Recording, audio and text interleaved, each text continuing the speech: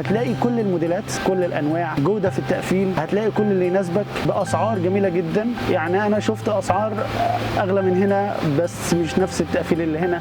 بصراحه عجبني جدا يعني المكان، عجبني كتر الموديلات الموجوده، عجبني التعامل قبل اي حاجه.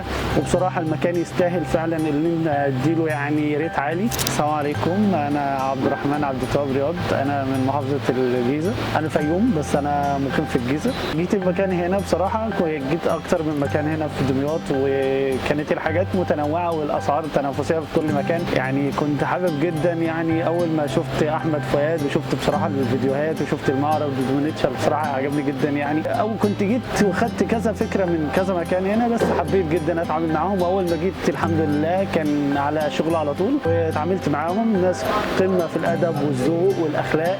بتلاقي معامله محترمه، بتلاقي جوده، بتلاقي كل حاجه، بتلاقي صبر مع العميل. يعني هو بيصبر معاك لحد لما تشتري او بتكمل الصفقه وبراحتك انت في الاول وفي الاخر بارادتك اللي انت تشتري او لا. حابب اشكر كل الاستاف اللي هنا، حابب اشكر اسلام، حابب اشكر احمد فؤاد، وحابب اشكر عمر، وحابب اشكر المصور طبعا.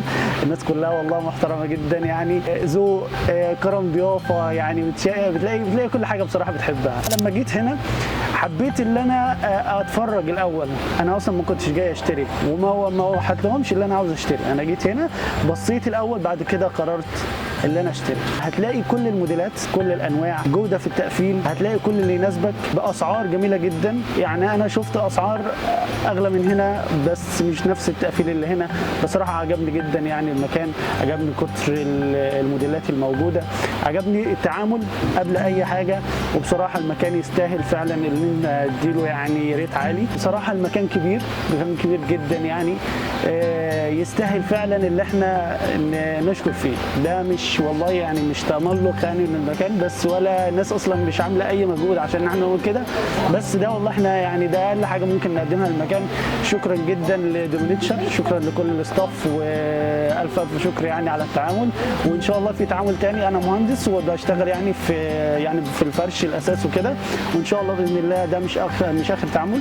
ان شاء الله في تعاملات جايه، وباذن الله في قريب يعني هتلاقوني في فيديو طالع مع عريس تاني، وانا العريس المره دي ان شاء الله. العريس اللي جاي هبقى معاه عشان حبيبي يعني. ايه رايك في الجوازه الثانيه والثالثه والرابعه معاه؟ وطبعا انت اكيد عارف ان في منها عرض الجوازه الثانيه والثالثه والرابعه.